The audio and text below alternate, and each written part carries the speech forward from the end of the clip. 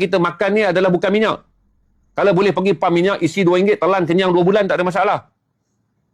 So faham saya jawab sini supaya tuan-tuan basic ekonomi negara pun tuan-tuan tak tahu. Lepas tu tuan-tuan masuk, ya kita ada minyak. Asas negara tuan-tuan pun tuan-tuan tak kenal.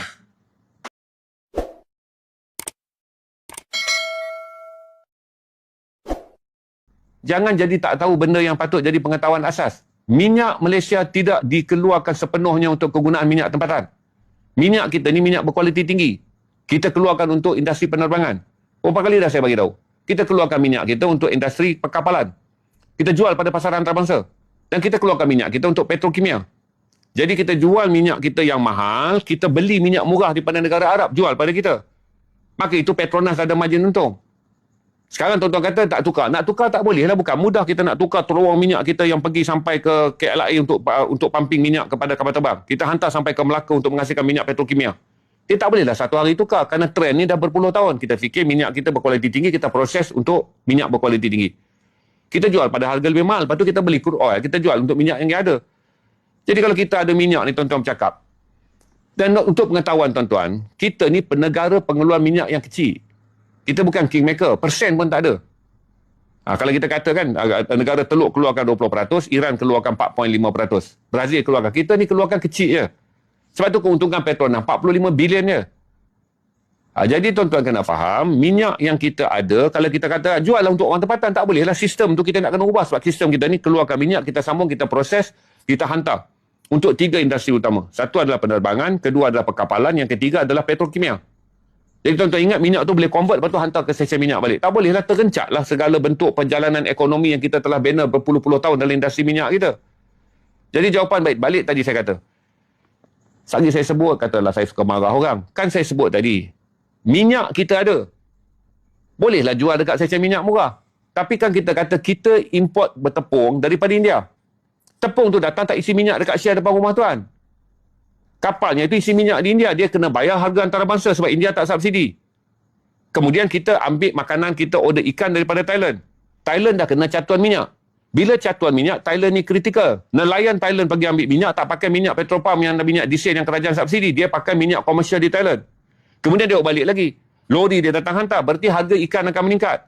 Sayur kita import. Kubis dan juga kelapa parut yang kita pakai, kelapa biji yang kita pakai daripada Thailand. Daripada Indonesia. Indonesia tak ada subsidi. Minyak dia RM4 lebih. Jadi kalau kita ada minyak, kita boleh mentadara minyak tu tak ada masalah. Kita kena jual minyak tu. Okey, yang kita makan ni adalah bukan minyak. Kalau boleh pergi pam minyak, isi RM2, telan kenyang 2 bulan, tak ada masalah. So faham saya jawab sini supaya tuan-tuan basic ekonomi negara pun tuan-tuan tak tahu. Lepas tu tuan-tuan masuk, ya kita ada minyak. Asas negara tuan-tuan pun tuan-tuan tak kenal. Jadi saya dah jawab pada tuan-tuan, berarti saya jelaskan bila di Thailand sekarang ni jadi kritikal. Thailand ni sampailah minyak dah dicatu. Sebab Thailand panik, dia orang tak simpan butang dia orang tak simpan apa dipanggil sebagai minyak simpanan. Dia negara yang tak kaya. Tapi untuk jelaskan, dia menjejaskan kita. Jadi kalau kita kata minyak kita ada, kalau kita boleh pam minyak tu RM2 bawah dalam perut, lepas tu kenyang 6 hari, saya tak ada isu. Kita pakai pergi pam minyak je. Terus saya tinggalkan kereta, kita bagi pam minyak bawah dalam mulut je. Masalah minyak ni, kita ceritakan adalah makanan kita ni datang daripada luar. Gandum, gula, tu datang daripada luar. Beras kita 40% datang daripada Thailand. Dan semua negara-negara yang kita import ni tak ada subsidi. Mereka kenakan pada harga semasa. Sebab tu saya jelaskan, pergi tengok tiket kapal terbang. Kesian rakan-rakan yang nak balik ke Sabah dan Sarawak. Mereka mula terasa plan nak balik raya, tiba-tiba harga minyak turun naik. Secas kapal terbang dah berjalan terus. Okey, kalau tak percaya, ham tengok sekejap. Secas tengok harga minyak kita ke Kota Kinabalu sekarang. Kerana itu saya jelaskan pada tuan-tuan, harga minyak ni tak termasuk dalam minyak yang dilindungi. Dia bukan budi 25. Harga minyak kapal terbang ni bukan budi 25. Jadi tanya kawan-kawan kita yang mana menggunakan penerbangan, semua dah tahu. Harga minyak naik. Berapa harga minyak sekarang? Berapa tiket terbang?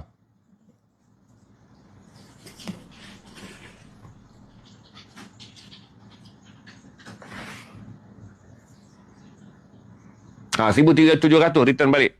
Sebab emas, Air Asia pun dah umum. Secas minyak dia naik kan.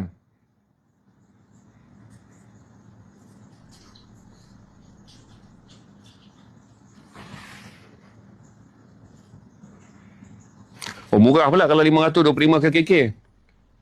Semua lain 1,000. Sebelum harga minyak naik pun 1,000 lebih KK.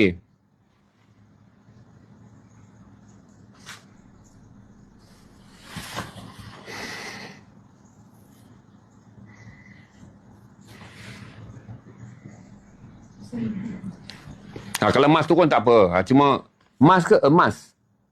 Emas tuan-tuan maksud MAS ke emas? Emas kot? Tak tahulah saya tuan-tuan. Tiap kali saya masuk sekarang live dekat TikTok kan, saya sampai tanya banyak ke emas sampai boleh buat jamban. Saya tak tahu tuan-tuan, saya tak main emas. Dan saya fikir majoriti rakyat Malaysia pun yang ada barang kemas. Bukan ada emas. Yang ada barang kemas tapi dia perasan dia penyimpan emas. Okey, jadi tak payah ceritalah barang kemas ni kalau tuan-tuan jual balik tak berapa sen tuan-tuan dapat. Ya, saya tahu banyak main TikTok ni banyak barang kemas. Tak banyak emas kot.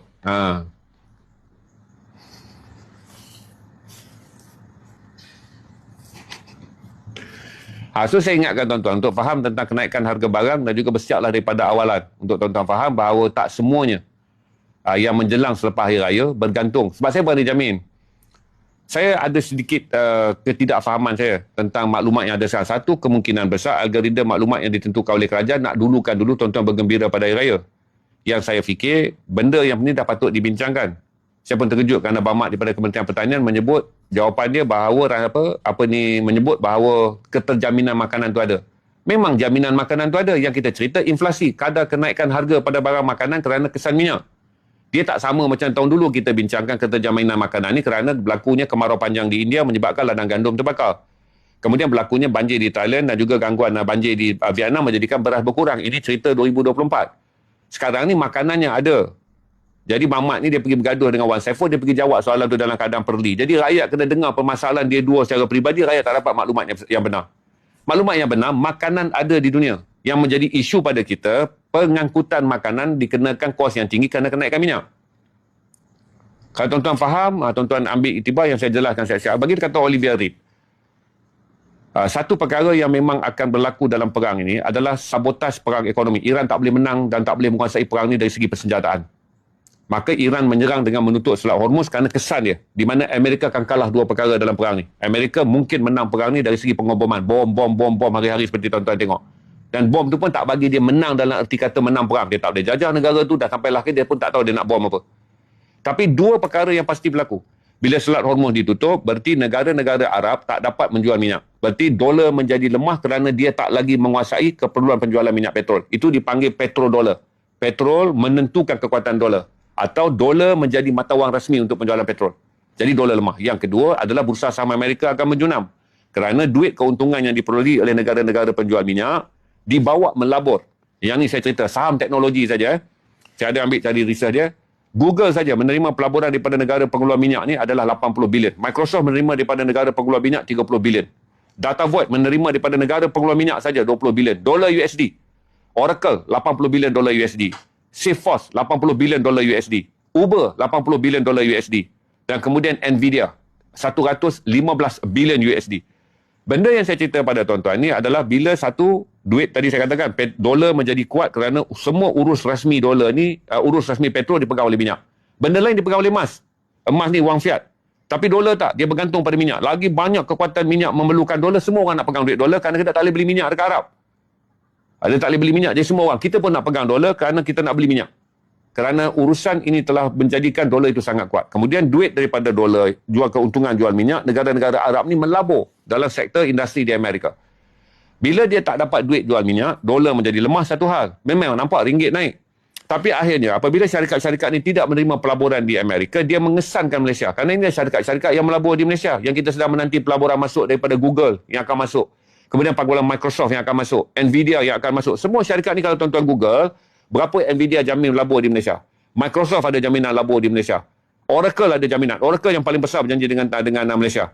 Kemudian Uber saya tak pasti, GE Verona saya tak pernah dengar. Jacob Parsons Ecom saya tak pernah dengar, Datavolt saya tak pernah dengar. Tapi semua syarikat besar ni apabila dia tidak menerima wang pelaburan di negara induk dia, tempat saham dia disenaraikan, maka dia tak bawa lah pelaburan ke negara kita sebab tunainya tiada.